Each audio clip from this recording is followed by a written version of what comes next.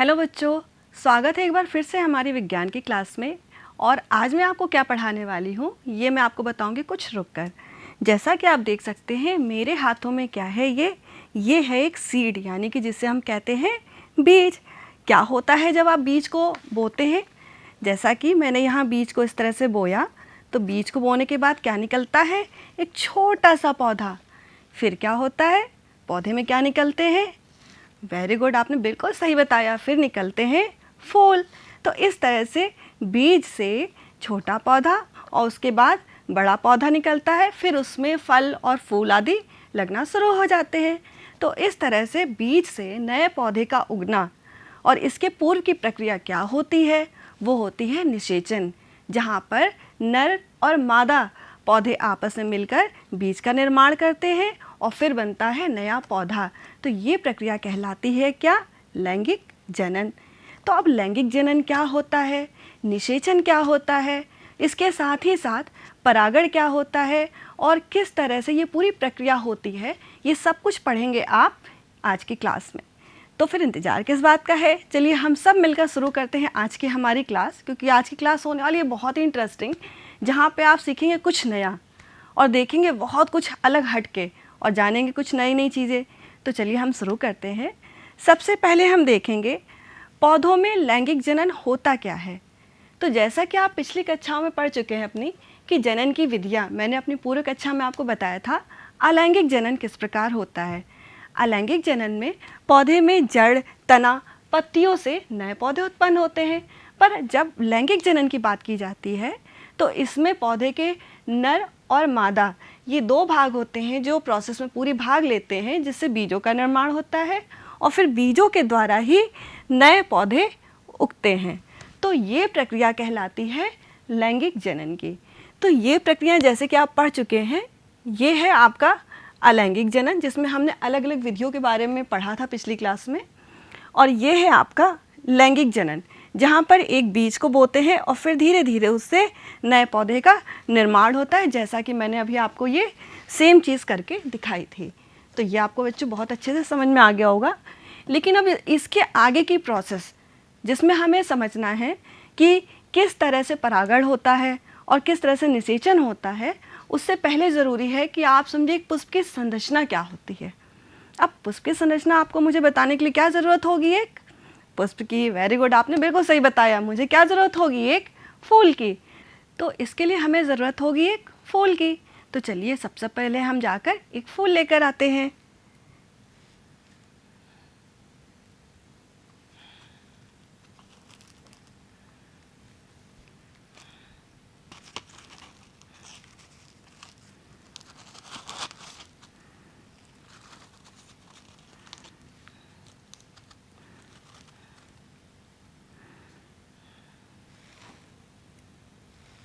तो जैसा कि बच्चों आप देख सकते हैं, मैं ये फूल लेकर आ चुकी हूँ और अब मैं आपको इसके हर एक भाग को अलग अलग करके दिखाने वाली हूँ।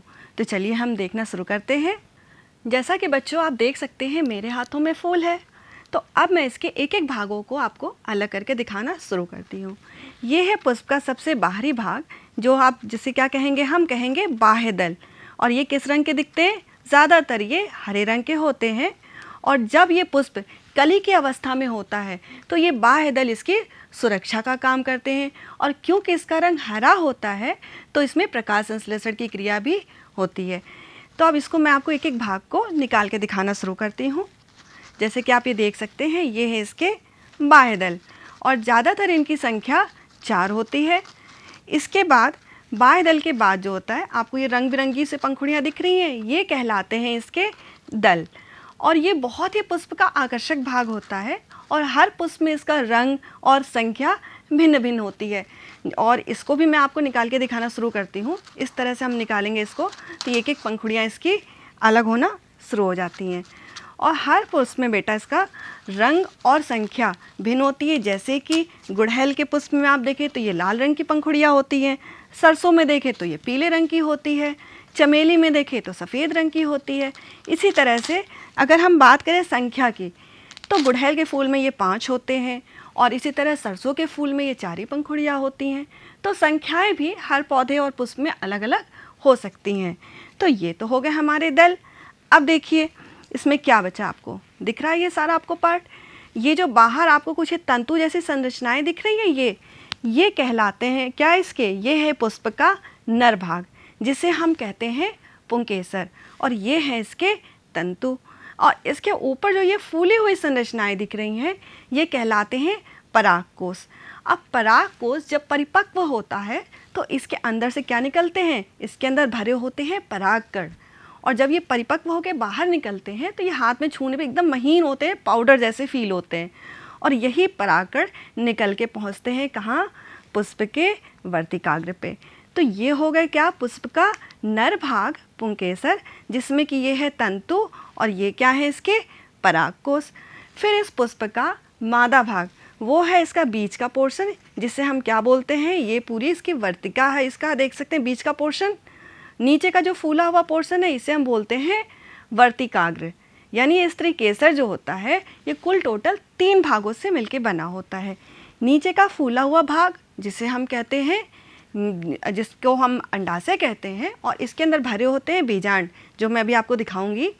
इसके बाद बीच में ये ग्रीवा जैसी होती है, जिसे हम नलिका जैसी, जिसे हम बोलते हैं वर्तिका, और ये ऊपर का आपको दिख रहा होगा ये थोड़ा सा फूला हुआ पार्ट है, ये कहलाता है वर्तिकाग्र। तो अब मैं आपको खोल के दिखाने वाली हूँ इसके अंदर का अंडाशय। देखिए जब इसको हम अंडाशय को खोलेंगे तो आपको क्या दिख रहा है, ये छोटे छोटे से कुछ आपको दिखाई दे रही है संरचनाएं, ये कहलाते हैं इसके बीजांड। ये हर पुष्प में इनकी संख्या भी अलग अलग हो सकती है। तो इस तरह से अंडाशय के अंदर भरे होते हैं क्या, बीजांड। अब ये पुष्प की जो पूरी संरचना आपने देखी, ये पूरी संरचना ये किस पे टिकी होती है, ये एक आसन पे टिकी होती है, जिसे हम क्या कहते हैं, पुष्पासन। तो इस तरह से ये एक फूल की पूरी संरचना थी जो बच्चों आपने आज यहाँ पे समझी। अब आपको क्या करना है, जो मैंने किया बस वही करना है आपको। इसी तरह से आपको भी कोई भी फूल आपको मिल जाए तो इसके एक एक पार्ट को अलग अलग करके देखिए और उसकी संरचना को समझने का प्रयास करिए कि क्या उसके दल हैं, कौन कौन से उसके बाह्य दल हैं, कहाँ स्त्री केसर है और कहाँ पुंकेसर है। तो इस तीन संरचनाओं को एक बार हम फिर से देख लेते हैं। एक पुष्प में कुल कितने भाग होते हैं, 5। पहला है बाह्य दल, जो पुष्प का बाहरी भाग होता है। इसके बाद होते हैं दल। फिर इसके बाद हम बात करेंगे पुंकेसर की, जो कि ये वाला भाग है इसका। ये पुंकेसर के बाद इसका जो मादा भाग होता है वो है स्त्री केसर। स्त्री केसर 3 भागों से मिलकर बना होता है, अंडाशय, वर्तिका और वर्तिकाग्र। और अंडाशय के अंदर स्थित होते हैं क्या, बीजांड उपस्थित होते हैं। तो इस तरह से एक पुष्प में ये सारी संरचनाएं उपस्थित होती हैं। और बच्चों आपको भी एक पुष्प को लेना है और उसके अलग अलग भागों को, जैसे मैंने करके दिखाया, अलग कर करके उसकी संरचना को देखना है।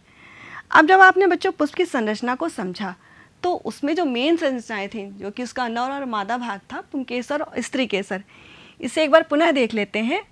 पुंकेसर का जो ऊपरी भाग था, जिसे हम इंग्लिश में बोलते हैं एंथर और हिंदी में बोलते हैं परागकोश, अगर उसको इस तरह से काटा जाए हॉरिजेंटली तो उसमें आप देखेंगे अंदर कुछ इस तरह के सैक होते हैं, यानी उसमें इस तरह से खाली जगह होती है।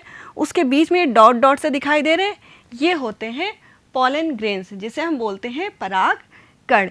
यही परागकण इससे परिपक्व अवस्था में बाहर निकलते हैं और कहाँ पहुँचते हैं, यहाँ वर्तिकाग्र पे, जिसे हम क्या बोलते हैं इंग्लिश में, स्टिग्मा। यानी स्त्री केसर पे पुंकेसर के जितने भी परागकण थे वो परिपक्व अवस्था होने के बाद पहुँचते हैं और यहीं से शुरू होती है फिर निषेचन की प्रक्रिया। अब हम आगे बढ़ेंगे तो देखेंगे पुष्प के प्रकार। जो मैंने आपको पुष्प के भाग बताए, इन्हीं में से जब 5 भाग अगर उपस्थित हैं तो वो पुष्प हुआ कंप्लीट, यानी कि पूर्ण। और अपूर्ण का मतलब क्या होता है, जो पूरा नहीं है, यानी कि पुष्प का वो भाग जो उसमें अपूर्ण है, यानी कि पाया ही नहीं जा रहा कोई अगर एक भाग, तो वो पुष्प कैसा होगा, अपूर्ण। और वो भाग क्या होगा, वो या तो पुंकेसर होगा या तो स्त्री केसर। इन्हीं 2 भागों में से कोई एक भाग अगर अनुपस्थित है तो उस पुष्प को हम अपूर्ण पुष्प कहेंगे। अब इन्हीं नर और मादा जननांगों की उपस्थिति के आधार पे पुष्प कितने प्रकार के होते हैं, 2 प्रकार के होते हैं, एक लिंगी पुष्प और द्विलिंगी। एक लिंगी यानी कि एक, यानी कि जब नर और मादा दोनों ही भागों में से कोई एक पुष्प में पाया जाता है, यानी कि नर का अलग पुष्प होगा और मादा का अलग पुष्प होगा।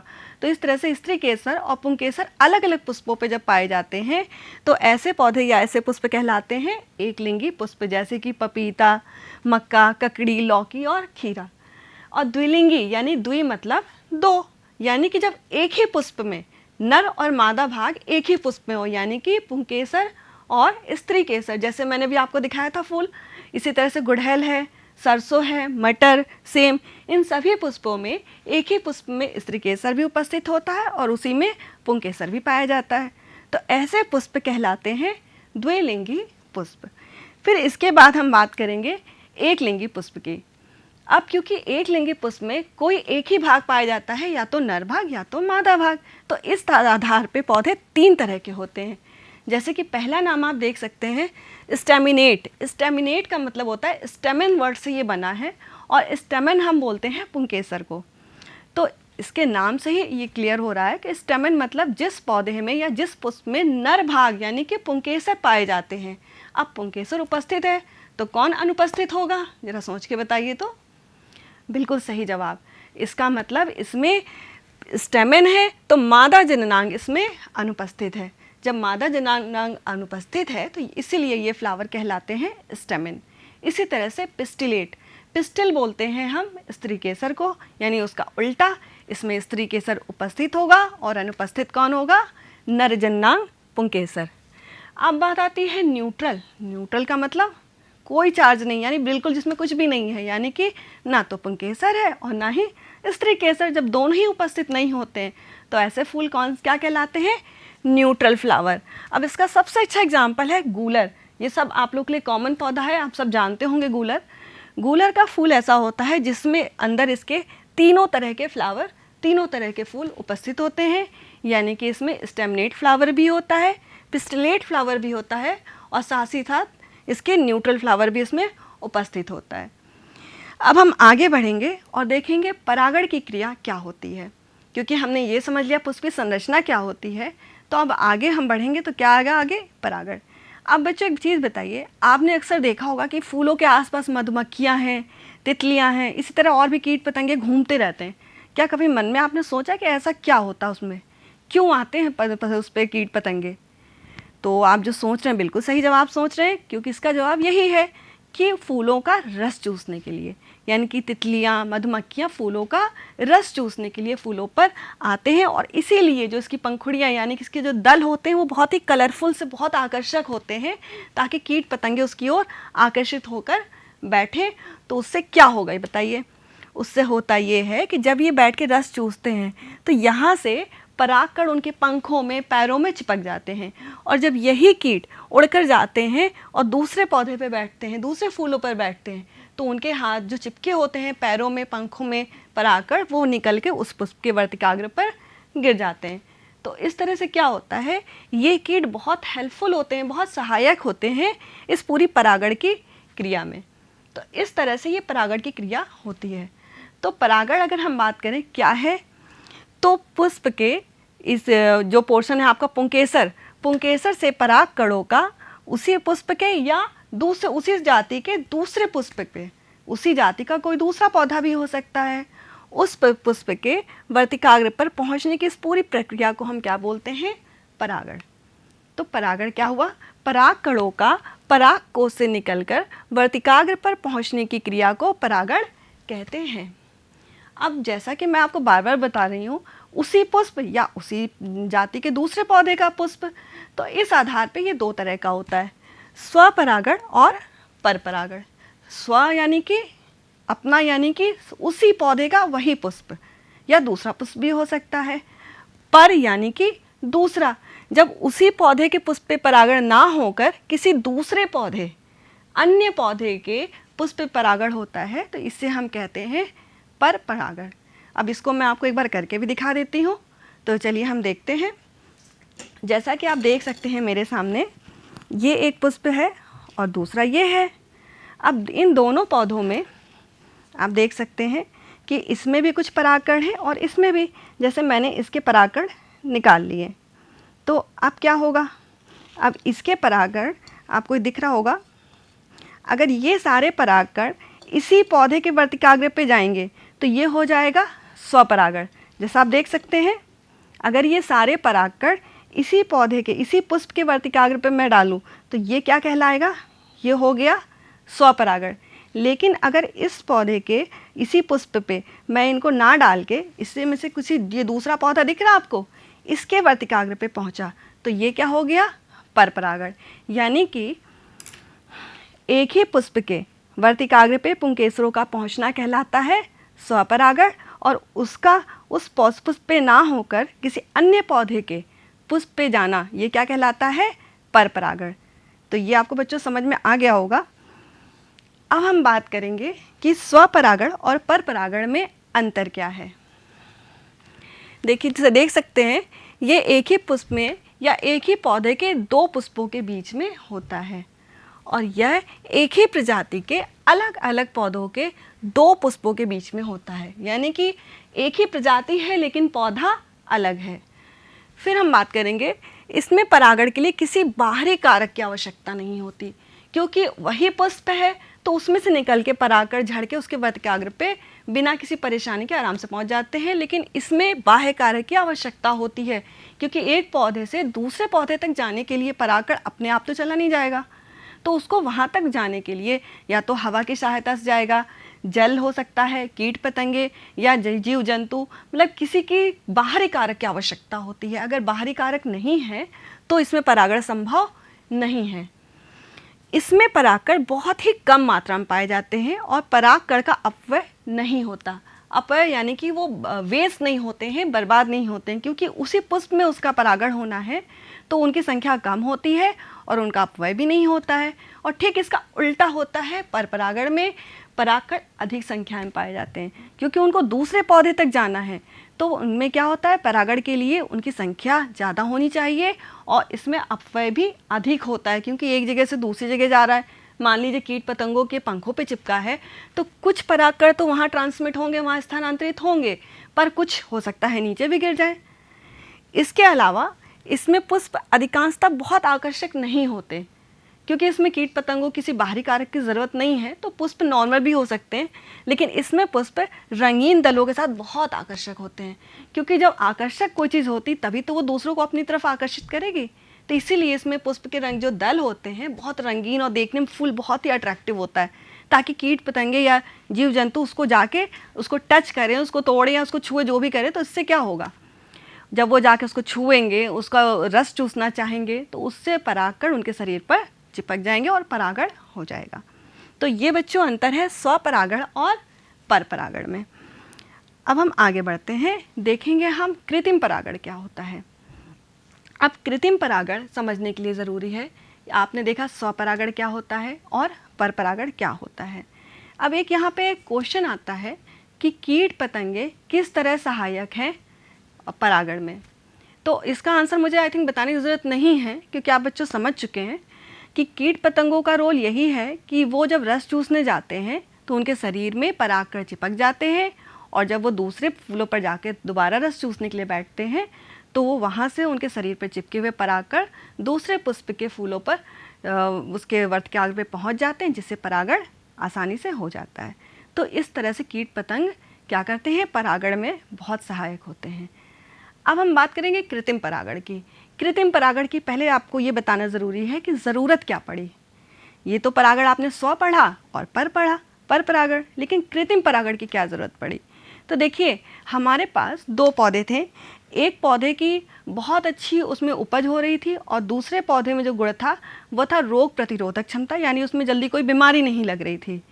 तो हमको ज़रूरत थी कि हमारे दोनों ही क्वालिटीज़, दोनों गुण हमें एक ही पौधे में मिल जाए।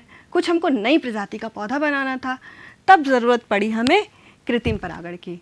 तो हम कृत्रिम परागण में क्या करते हैं कि जब ये पुष्प अभी परिपक्व अवस्था में नहीं होता, परिपक्व होने से पहले ही उस पुष्प के, जब द्विलिंगी पुष्प होना चाहिए, द्विलिंगी पुष्प का जो पुंकेसर होता है उसको हम रिमूव कर देते हैं, उसको हम हटा देते हैं। अब क्या होता है, जब हमें दूसरी प्रजाति का जो पौधा लेना है उसके निश्चित गुण पहले से ही हमने कर लिए कि हमें ये और ये दो पौधे हैं, इन दोनों के बीच में करवाना है परागण। तो दूसरे पौधे का हम क्या करते हैं, वर्तिकाग्र, जो जैसा आप देख सकते हैं ये आपको पॉलीथीन दिख रही है, तो इस तरह से दूसरे पौधे के पुष्प के वर्तिकाग्र को हम एक सूती कपड़े से या पॉलीथीन से इस तरह से कवर कर देते हैं। अब क्या करते हैं, इसके बाद जैसे ही उस पहला पुष्प परिपक्व अवस्था में आता है, क्योंकि उसमें क्या है, उसमें पुंकेसर तो है ही नहीं, तो उसको परागकणों की ज़रूरत पड़ेगी। तो ये जो दूसरा पुष्प था, इससे हम परागकणों को लेके उस पहले वाले पुष्प पे वर्तिकाग्र पे डाल देते हैं। तो इस तरह से आप ये देख रहे हैं, ये दूसरे पुष्प को लेकर और इसके पौधे के इस पे डाला जा रहा है पुंकेसर, इसके वर्तिकाग्र पे। तो इस तरह से ये जो परागण की क्रिया है, ये कहलाती है कृत्रिम परागण, यानी कि अपने आप जो स्वाभाविक परागण है उस प्रक्रिया को हमने रोका और हमारा जो निर्धारित पौधा था उस दूसरे पौधे के पुष्प से परागण को कराया। तो ये क्रिया कहलाती है कृत्रिम परागण। तो इसे मैं एक बार करके भी दिखा देती हूँ। तो बच्चों, इसको हम देख लेते हैं एक बार। जैसा कि आप देख सकते हैं, ये मेरे पास 2 फूल हैं, ये आपको दिख रहे होंगे। तो अब हमें क्या करना है, हमें देख सकते हैं आप कि ये एक पुष्प है, हमें इसके वर्तिकाग्र की ज़रूरत नहीं है। तो इसको हम क्या करेंगे, इसको हम इस तरह से कवर कर देंगे। ये एक प्लास्टिक की थैली भी हो सकती है या फिर एक कॉटन की या फिर सूती कपड़ा भी हम लेके इसको इस तरह से कवर कर सकते हैं। ये आपको दिख रहा है बच्चों। तो इसका ये वर्तिकाग्र कवर हो चुका है। तो अब क्या होगा, इस पे परागण संभव है? बिल्कुल नहीं, क्योंकि ये पूरी तरह से कवर है। अब जैसे ही इसके पुंकेसर ये परिपक्व अवस्था में आएंगे तो इससे क्या होगा, परागकोश निकलना शुरू हो जाएंगे। तो हम इसके परागकोशों को निकाल लेते हैं। तो इस तरह से देखिए, इसके परागकोशों को मैं निकाल रही हूँ। इसमें महीन महीन ये पाउडर के फॉर्म में होते हैं। तो देखिए, इस तरह से परागकोश हमें प्राप्त हो चुके हैं इसमें। अब हम क्या करेंगे, अब हम इनको उठा के ले जाएंगे दूसरे पौधे के पास। ये हमारा दूसरे पौधे का पुष्प है। अब क्योंकि जैसे मैंने आपको बताया था कि हमें इसके वर्तिकाग्र की तो ज़रूरत है, लेकिन इन पुंकेसरों की ज़रूरत नहीं है। तो इनको इस तरह से हम काट के अलग कर देंगे। ये आप देख सकते हैं, इसको मैंने इस तरह से काट के अलग कर दिया। तो अब क्योंकि हमें सिर्फ इसके वर्तिकाग्र की ज़रूरत थी, तो इससे जो ये प्राप्त आपको दिख रहे हैं परागकण, इनको हम इस तरह से लेके ब्रश की सहायता से और इसके वर्तिकाग्र पे इस तरह से रख देते हैं। तो अब क्या हुआ, जब इस तरह से हमने किया तो ये कहलाया कृत्रिम परागण, क्योंकि इसका स्वाभाविक परागण क्या था, ये इसके पुंकेसरों की सहायता से होता, लेकिन उनको हमने हटा दिया है और जो दूसरा पौधा हमें ज़रूरत थी, हमने उसके इन पुंकेसरों से निकाल के परागकणों को इसके वर्तिकाग्र तक पहुंचा दिया। तो ये प्रक्रिया कहलाती है कृत्रिम परागण। तो इस तरह से बच्चों, आपने देखा कि कृत्रिम परागण की प्रक्रिया किस तरह से की जाती है और आपने इसके समझा कि इसकी ज़रूरत क्या है। अब ये प्रक्रिया जिससे हमें नई प्रजाति के पौधे प्राप्त होते हैं, ये प्रक्रिया संकरण कहलाती है। संकर का मतलब ही होता है 2 से मिलके बनने वाली चीज़, जो कि अपनी पेरेंट्स, जो उनकी माता पिता की जो ओरिजिनल होती है संतान, उससे ये हटकर होते हैं, क्योंकि इसमें 2 अलग अलग पौधों के गुण पाए जाते हैं। तो इससे जो बीज होते हैं उनको हम क्या कहते हैं, संकर बीज, और उससे उत्पन्न होने वाले पौधों को हम क्या कहते हैं, संकर। और ये पूरी प्रक्रिया कहलाती है संकरण। तो इस तरह से ये जो प्राप्त बीज होते हैं, जिनका उपयोग आजकल की कृषि में बहुत किया जाता है, इनको हम उन्नत बीज भी कहते हैं। उन्नत बीजों की वजह से ही आज हम कृषि के क्षेत्र में स्वावलंबी बन पाए हैं, हमारी कृषि का उत्पादन भी बढ़ पाया है। और इसी संकरण विधि का उपयोग करके हमारे आनुवंशिकी के जनक, आपने उनका नाम शायद सुना होगा, उन्हें हम कहते हैं ग्रेगर जॉन मेंडल। उन्होंने मटर के पौधे लिए थे और इसी संकरण की प्रक्रिया के द्वारा परागण कराकर मटर के पौधों पर उन्होंने आनुवंशिकी का अध्ययन किया था। अब इसके साथ ही हम बच्चों आगे बढ़ेंगे और देखेंगे कि निषेचन क्या है। अब आपने समझा कि पुष्प का नर भाग कौन सा होता है, पुंकेसर, और मादा भाग क्या होता है, स्त्रीकेसर। तो हमने जब अभी तक पढ़ा परागण की प्रक्रिया, यानी परागण की क्रिया में आप देख सकते हैं ये किस तरह से परागकण आके वर्तिकाग्र पे इकट्ठा हो जाते हैं। वर्तिकाग्र बहुत ही चिपचिपा होता है, तो जैसे ही परागकण आते हैं इस पर, वो चिपचिपा होने की वजह से यहाँ पे वो स्थिर हो जाते हैं, यानी वहाँ से फिर वो वापस उड़ते नहीं हैं। फिर क्या होता है, यहाँ से इस तरह से धीरे धीरे एक ट्यूब यहाँ पे विकसित होना शुरू होती है और ये पतली सी नलिका यहाँ से आगे बढ़ने लगती है। तो इस तरह से इसे हम क्या बोलते हैं, पराग नलिका। इस नलिका को हम क्या कहेंगे, पराग नलिका। और जैसा कि आप ये देख सकते हैं, डॉट जैसा दिखाई दे रहा है, इसके अंदर जो है एक होता है नर युग्मक। तो इस तरह से जैसे ही ये नलिका आगे बढ़ती है तो पुष्प के निचले भाग में, ये स्त्री केसर है, आप समझ रहे होंगे, स्त्री केसर का नीचे का भाग है जिसे हम क्या बोलते हैं, अंडाशय। और अंडाशय के अंदर जो मैंने आपको दिखाया था, जिसे मैं एक बार फिर से आपको दिखा देती हूँ, ये देख सकते हैं आप, ये इसके अंदर का भाग आप देख सकते हैं, ये क्या है इसके अंदर का, बीजांड। अब ये बीजांड यही है, ठीक है। तो बीजांड के अंदर क्या होता है कि पराग नलिका प्रवेश करती है, और प्रवेश करती है तो पहले से ही अंडाशय के अंदर जो बीजांड होता है उसमें मादा युग्मक स्थित होता है। तो इसके अंदर का जो नर युग्मक था वो इस नलिका से होते हुए आता है और बीजांड में स्थित मादा युग्मक से क्या करता है, संयोग कर लेता है। बस यही क्रिया कहलाती है निषेचन। तो अर्थात हम बोल सकते हैं नर तथा मादा युग्मक के युग्मन यानी कि संयोग, और संयोग का मतलब मिलना, इस क्रिया को हम कहते हैं निषेचन। अब निषेचन के बाद क्या होता है ये तो आपको जानने के लिए हमारी अगली क्लास आपको अटेंड करनी पड़ेगी। और अभी तक जैसा आपने पढ़ा कि लैंगिक और अलैंगिक जनन में क्या अंतर होता है ये आप समझ चुके हैं। जैसे इसमें जनन अंग भाग लेते हैं और इसमें पौधे के जनक अंग भाग नहीं लेते हैं। इसमें युग्मनज बनता है और अलैंगिक में युग्मनज नहीं बनता। ये केवल बीज वाले पौधों में ही होता है और ये बिना बीज वालों में भी हो सकता है। इसी तरह से इसमें अधिक समय लगता है जबकि इसमें बहुत कम समय में ही हो जाता है। और इसमें नए पौधे में दोनों ही पौधों के गुण होते हैं जबकि इसमें अपने जनक के पौधे के समान ही पौधा विकसित होता है। इसके बाद अब आप समझेंगे कि हमने आज क्या क्या सीखा। तो बच्चों आज आपने जाना कि पौधों में लैंगिक जनन क्या होता है, पुष्पों के कितने प्रकार होते हैं, परागण की प्रक्रिया कैसे होती है, और साथ ही बीज का निर्माण आप पढ़ेंगे हमारी अगली कक्षा में।